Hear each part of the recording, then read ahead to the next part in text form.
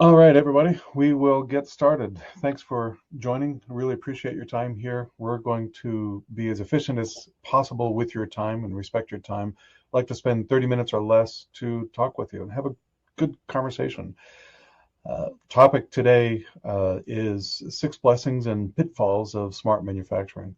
What I'd like to really do is to convey a couple things. One is to give a real perspective on what smart manufacturing is in Industry 4.0 to enable manufacturers to make informed decisions. But as a part of that, I want to make sure that we give a kind of a good inside perspective on some ideas about how projects go and what happens and whatnot. I'm going to pull up my notes here real quick, and then we can have a really good conversation. The first idea that I think a lot of you, oh no, I forgot about this. Before I get into everything, our micro DTMA has been a really interesting tool, especially recently as we've gotten more exposure out there, do a lot of presentations and discussions, and people find us online. They've found our micro DTMA, DTMA standing for Digital Transformation Maturity Assessment. A lot of people have found a lot of value in it. It's a really quick assessment that you can take. I think it's about 19 or 20 questions, and it will ask you questions to help you understand where your manufacturing company is in this process of transforming to become a digitally transformed company, or what we like to think of as a data-driven manufacturing company. You get, after that 5 minutes or whatever it takes to fill out those questions, you get an immediate score. And we've actually heard comments even as recent as yesterday and this morning about some people using it as kind of a wake-up call for their management teams. And they've been sending it to some of their comrades in arms, so to speak, within the manufacturers to start a conversation about, hey, we need to be moving from this Industry 3.0 pieces of paper and spreadsheets to a single version of the truth where everybody has access to the data, can use it all. Levels of the organization are connected and making decisions, and most importantly, taking action based on data, to that Industry 4.0 kind of idea. So I would strongly recommend taking that. You should be able to see a link now pop up. Click that, feel free to take it. And also you can see the link, ectobox.com/microdtma on the slide. Definitely give it a try and give us some feedback too. I'll leave that link up here for a little bit. Now, finally, to get into our conversation, we'll talk about six pitfalls and also six blessings that kind of come along with or happen with manufacturers looking at smart manufacturing and Industry 4.0. To set the context, though, very quickly, manufacturing is getting more challenging. At the big market ecosystem economy level of things, more expensive, inflation, more competitive, labor is hard to come by, all these kinds of challenges, supply chain, etc. And also the problems within the plant haven't stopped. They may even be increasing because some of these other challenges, machine downtime, machine throughput, or production throughput, quality, on-time delivery, all those kinds of challenges are there. And the question is, how do companies really solve those challenges? Well, it's by getting data, getting that deeper visibility and that real-time visibility into the plant floor. Many companies still running their organizations with an ERP, and the ERP is at the center of their world, so to speak, and it's at the top of the organization doing supply chain, sales, accounting, inventory, etc. And then there's the bottom of the plant floor with the machines and the people. The most important people in the plant are the people running the plant and operating the plant. But between them, pieces of paper and spreadsheets. That's not real-time data. You don't have easy access to it. It's difficult to analyze, discrete connections all over the place. And so the idea is to become a data-driven company by connecting everything across the organization, getting that single version of the truth, and enabling everybody to have access to it. The idea for companies is to go through this process of transforming from their current state to a better future state. As we think of it from an Industry 3.0 automating machines kind of state to a automating the business processes by getting access to the data, the wealth of data that's in those machines, and connecting it all and really driving a lot of value from the organization. When I talk about these kinds of ideas, really what we're talking about are um, companies getting better by using the data that they generate every day, but that they typically don't have access to. And in these conversations, I'm using a lot of phrases like digital transformation and smart manufacturing and Industry 4.0. And in some respects, or in many respects, these words are overused in marketing.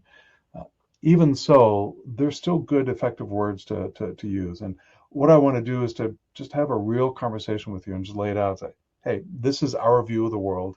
A lot of companies are facing these challenges. A lot of companies are looking at going through these transformations, and the kinds of ideas that we express about how to go through that process using a unified namespace and using data brokers and coming up with digital strategies and certain rules to make technology selections through your transformation process and giving you the guardrails. All these kinds of ideas are gaining wider and wider adoption. So we're just going to kind of lay it out there. Before I get into some of those blessings and pitfalls, a few trends that we're starting to see, just as a helpful note, you might actually gain something out of this. We talk with a lot of manufacturers these days, large and small.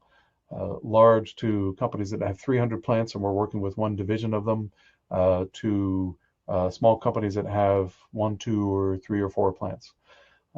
For the enterprise level organizations, we're finding more and more people with the phrase digital transformation or something like that in their title. And those are the people that are driving a lot of these efforts. And we end up connecting with them and talking about the kinds of approaches and philosophies we have, and many of them are buying into these ideas, and they're then trying to figure out, okay, how do we implement this at a lighthouse plant? How do we implement this in a proof of concept, and then a pilot, and then scale, et cetera?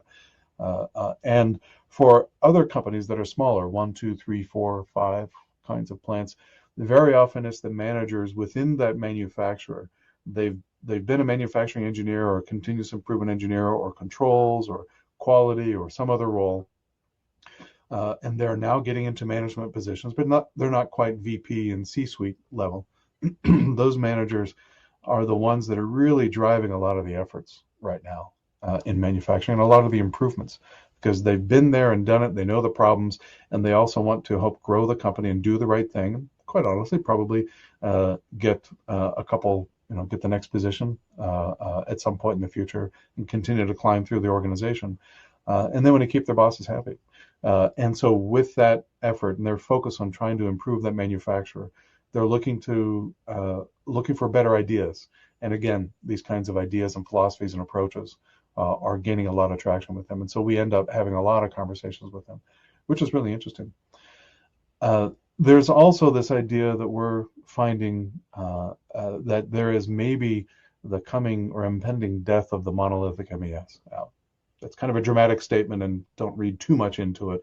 But we are finding that manufacturers are moving away from some, not all, but let's say some or many, moving away from the idea of putting the big single monolithic MES system in place to connect everything, because then with the typical 9 to 11 functions or capabilities that come with MES systems, companies might only want to use 2 or 3 or 4 of them. And we talk with a lot of companies about, hey, let's start off with 2 things, and even just today having an internal conversation, typically 3 things. A lot of companies want to talk about OEE. They want to get a lot of details on downtime. And we're also seeing a lot more requests for planned versus actual schedules. Let's get data from the plant floor to find out how we're actually performing relative to how we've planned, so that we can improve that process of planning and scheduling. Of course, those companies are going to want to extend and continue to develop more capabilities in their MES capabilities between the ERP system and the plant floor.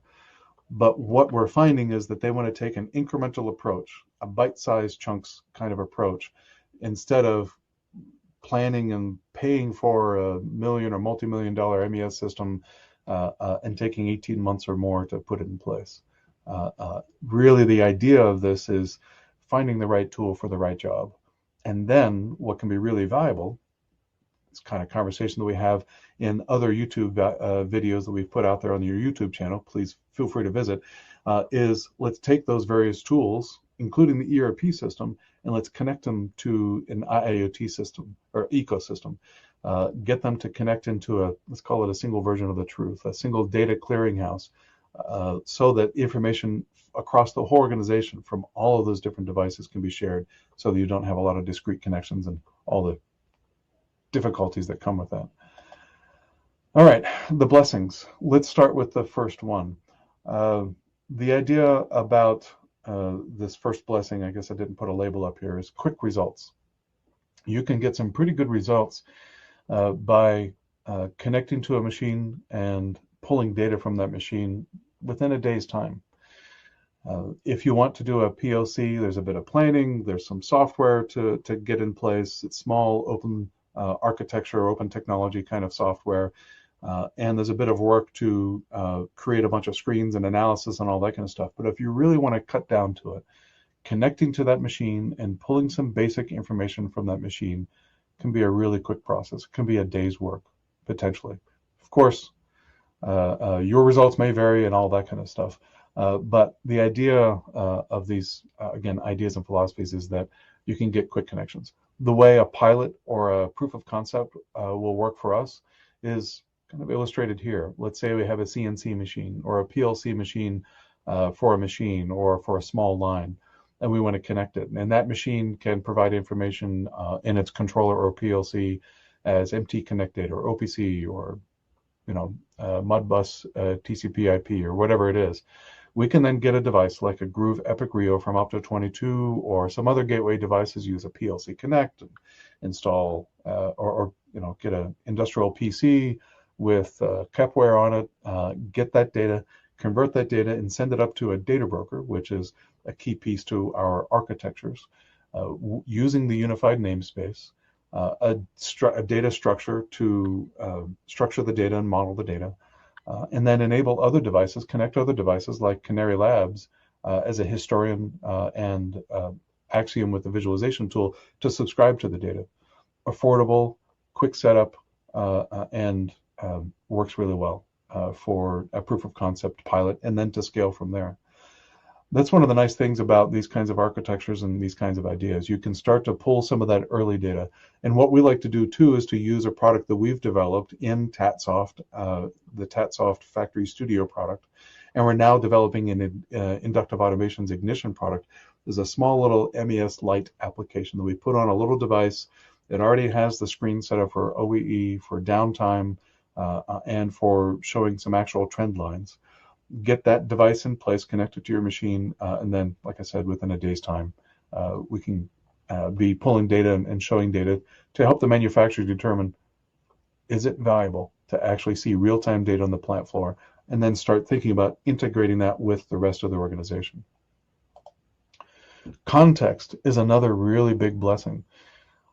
When I say context, I'm talking about the data that you can pull from multiple systems and connect it into a single place. We actually started down the path of working with a lot of manufacturers in our background, doing a lot of software, and then started to connect to machines, and then continued to progress to the company that we are today, fast-growing systems integrator, practicing and implementing a lot of Industry 4.0 solutions. But when we started off, we thought the machine data was the cat's meow, that was the best thing in the world. There's so much value in the data from the machine. We started to realize, well, actually, what if we could connect that machine data to the operator that's running the machine? Let's connect that machine data, process data, and production quality data. Let's connect that to the shift. Let's actually get a little bit of information about the part we're working on. What are the materials in the part? What's the vendor that provided that part? Who's the customer we're providing that for? What's the schedule that this part is supposed to be made on? And once we can combine that data from CMMS system, ERP system, QMS system, et cetera, MES system, SCADA, the PLC, et cetera, and combine that and model it with the unified namespace, then we can actually make those connections. We can connect those dots, and then we can analyze and figure out who's the best changeover or the best operator on doing changeovers for these machines. Who is the best vendor for this particular product? Where do we have the best success, the best quality, and the best production relative to the product or raw materials we're pulling from the vendor. Whatever the situation might be, getting that context is really valuable. The question also about or the third point, the third bullet point I have here, defining the business problem is also something that manufacturers really should think about. We've seen companies dive in deeply into, okay, let's get as much data as possible. Let's figure out the right sensors to get the data. But they never stop and think, okay, what's the business challenge we're trying to solve? And that's a big reminder for a lot of manufacturers out there. Think about the business challenge you're going to solve first. Once you've defined that business challenge, then figure out what kind of hypothesis you need to prove to solve that business challenge. Then what information do you need to prove that hypothesis? Then let's figure out what kind of data you need to transform it into information to prove the hypothesis. And then finally, at the very end, we get to data and technologies to use the data, et cetera. And then once we want to put that solution in place, we build from the ground up. And then we make sure we already have our definition of success defined by, we're going to solve this problem by proving this hypothesis. Something that not all companies follow, and is just a good reminder. The open options, flexible, not scalable, or flexible and scalable approach is something that we like to talk about a lot as well, and that's a big blessing for these kinds of smart manufacturing and Industry 4.0 kinds of ideas. When we're talking about moving from 3.0 with machines automated but not connected very often, not always, but very often, to 4.0, we're going to use the data in our business to automate the business and drive a lot of better informed decisions and even forecasting, et cetera. What we really need to be doing is to model the data. And to model the data, we need to give the data structure. And we do that in part by using the unified namespace. A basic idea, kind of borrowing this loosely from ISA 95, which is to structure the data in a tree leaf structure: enterprise, site, area, line, and cell. So that at that point, let's say we're Coca-Cola, and we want to set up our unified namespace. We define our enterprise as Coca-Cola, and then all of the data that goes into this data broker in the middle, again, videos on YouTube to explain more details here, but all the data that goes into that data broker, to that data clearinghouse, will have and fit into that structure. So that for any of the PLCs we have in the Pittsburgh plant, we've defined a leaf here for Pittsburgh, and then let's take a look at the bottling area, and within line 1, let's make sure that we are pulling data for the PLC, and then within that PLC we have a list of tags from that PLC, and then we can start to pull in data from our ERP system, or we can have a lot of other functional capabilities and tags defined alongside that line for OEE and other calculations. And then at that point, that data is well structured and well modeled to be able to use and share with other organizations, so that when you have your PLC publishing into the unified namespace and in the data broker, structure is already there. MES system, when you're working on your MES system, you can easily identify what that data is, pull it out, maybe run some calculations to calculate OEE if you're not doing it quite at the edge, but in MES. And then the MES can publish the data back into that data broker, and you can pull it up to the BI system, or the business intelligence system, to provide some nice, pretty dashboards for the C-suite to be able to see what's going on with our OEE. So this kind of structure, because we are effectively eliminating almost all of the discrete connections between between various systems, we are then making it much easier to swap out new systems and to add new systems into the ecosystem, if you will. And it's much more straightforward to do those integrations and find the data you need to pull and push to publish and subscribe, because of the unified namespace. So it ends up being a much nicer setup that way. Some of the pitfalls, the companies will focus on the short term at the risk of not thinking too much about the long term. When I think about short term, they do need to focus on figuring out what the downtime is by frequency, by duration, get the Pareto charts, look at the lowest hanging fruit, pull the data from the operators, preferably from the machines, etc. They need to be focusing on solving those challenges, but they will often find these single point solutions to solve just that challenge, and then not think about integrating that with other systems, solve those challenges, and then they're kind of stuck if they want to take the next step to say, okay, well, let's integrate this with our ERP system, or let's integrate this also with our CMMS, and let's actually now start to solve challenges across our supply chain, vendors and customers as well. How do we share that data? Oh man, a lot more discrete connections, and it's very expensive and difficult. And this product maybe was really good at production monitoring, but it ends up giving us a glass ceiling, which we can look through and say, we'd really like to go up there, but we can't. So companies should start to think about defining a digital strategy, defined from leadership, along with some architectural and technology rules to use to select technology to make sure that the solutions can be open technology, which then defines flexible and scalable solutions. And it gives them guardrails to make decisions going forward to make sure that any technology, any solution implemented in the future follows these guidelines. And that digital strategy also ensures that leadership in the whole company enforces the fact that they are going to recognize the value of data and then define how they're going to use that value of the data in the organization, not just for the short term, but for the long term. This then opens up the possibility for them to implement those solutions, connecting everything and making data available so that you can then start to exchange data with your suppliers, exchange data with your customers, and create those much better, much closer relationships without having to paint an arm and leg for getting those solutions in place. Another one of the pitfalls that we see is kind of my interpretation of caveat emptor. Of course, I went to Google Translate because I don't speak Latin, but proprietarius caveat emptor, which is just be careful of some of the solutions that are going to really lock you in, the proprietary solutions. And again, I'm thinking about those, in many respects, those single point solutions as well as other solutions that are out there. A lot of companies will say, hey, yeah, we do Industry 4.0, but different people have different definitions of what 4.0 is. We try to base ours on some of the original parts of the definition that came from Germany when Industry 4.0, spelled with IE, came out.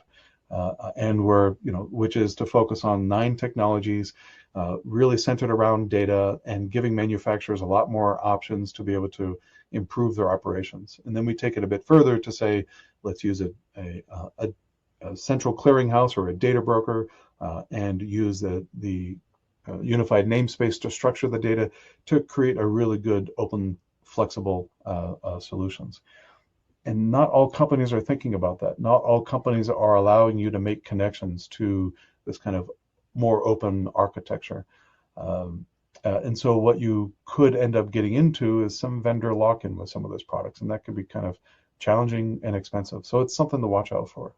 But if you then revisit the idea that I talked about just a moment ago, and also a few more videos that we have out there on our YouTube channel, if you're defining your digital strategy well, and those rules for product and technology selections well, then you'll select the technologies that are really going to help you have a more open future and a more flexible and scalable future, rather than getting locked in and getting one of those finger puzzles where you stick your finger in and you can't really get it out. And the last one is around team and leadership. And we've actually experienced this even kind of recently, sadly. The team within the manufacturer and the leadership need to be on the same page.